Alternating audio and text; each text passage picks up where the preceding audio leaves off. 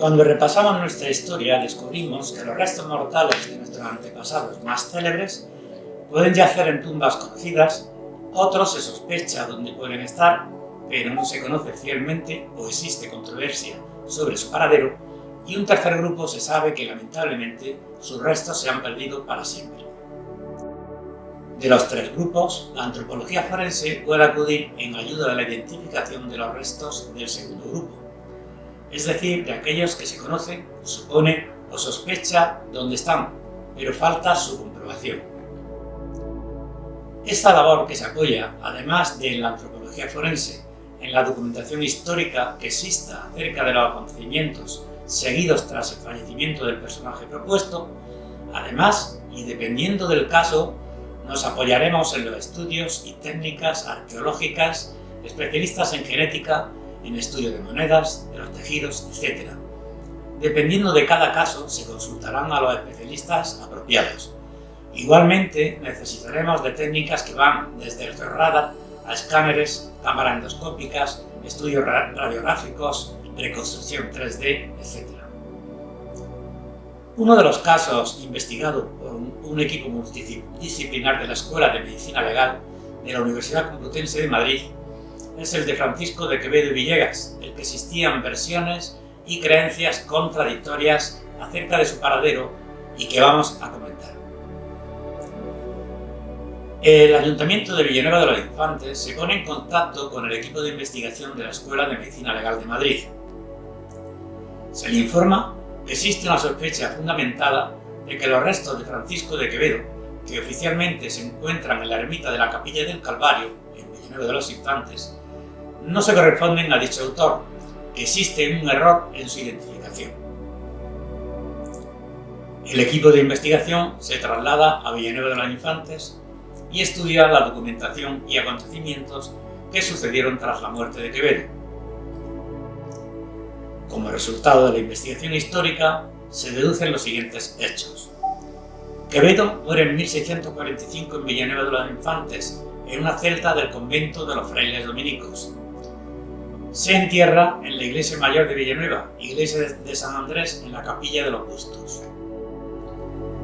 En 1796, la capilla de los Bustos pasa a poder del cabildo eclesiástico y se extraen los huesos que había en ella, incluidos los de Quevedo.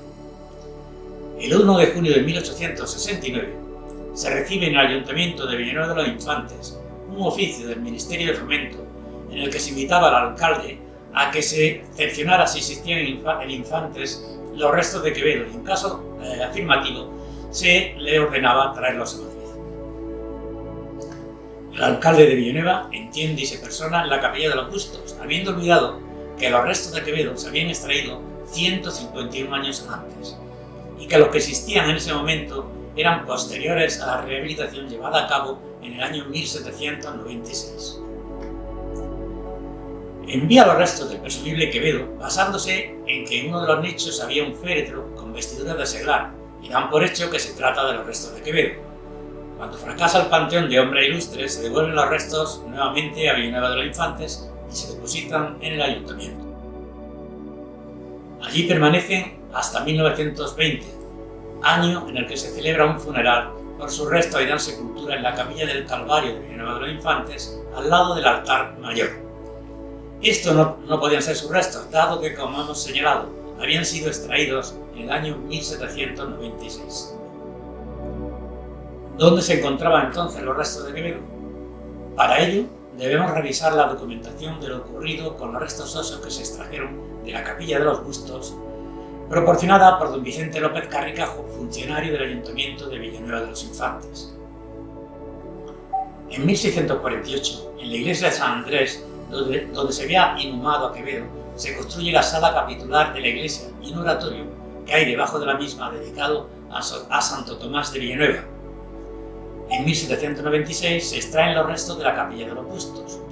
El conde de Leiva, estudioso de Quevedo, tiene noticia de que sus restos se encuentran en una cripta a los pies de la iglesia de San Andrés, pero no encuentra dicha cripta.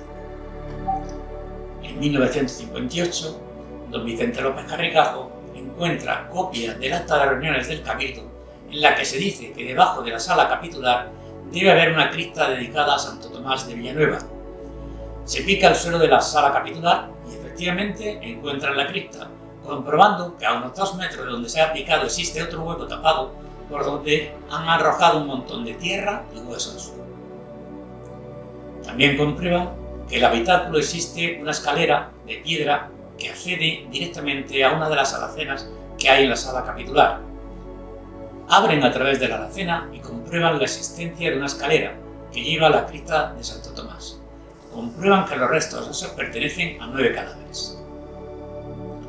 Como resumen de todo lo que hemos comentado, hay que señalar como fechas claves que Quevedo fallece el 8 de septiembre de 1645, 151 años después, en 1796, se extraen los huesos.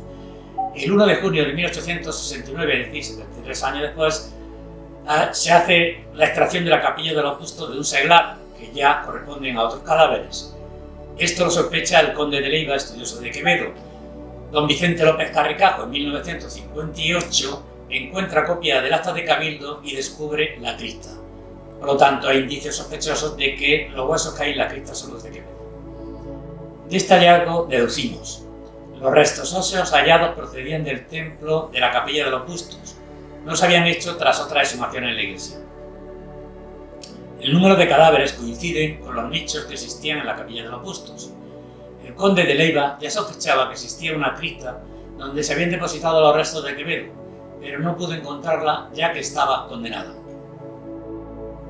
Los restos que se encontraron en el suelo de la cripta se inhuman en unas tumbas que ya existen en el mismo suelo, en la entrada, en concreto en las señaladas en el esquema de los números T1 a T4, en el que también pueden observarse que el número total de tumbas es de 10.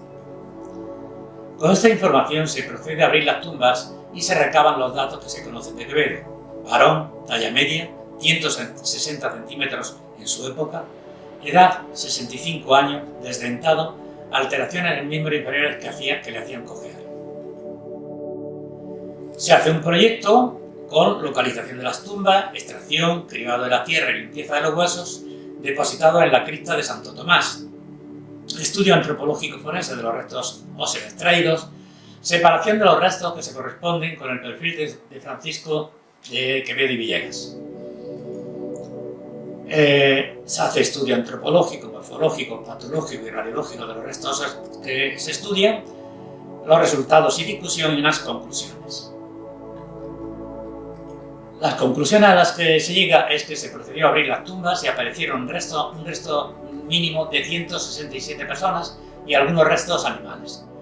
Se diferencian dos tipos de tumbas, las numeradas T1 a T4, en la que existe un relleno correspondiente a un mismo acto y que son las que Vicente López Carricajo indicó que se habían inhumado los restos de la capilla de los bustos, y el resto en la que existen mezclas de huesos animales y algunos humanos y algunos animales.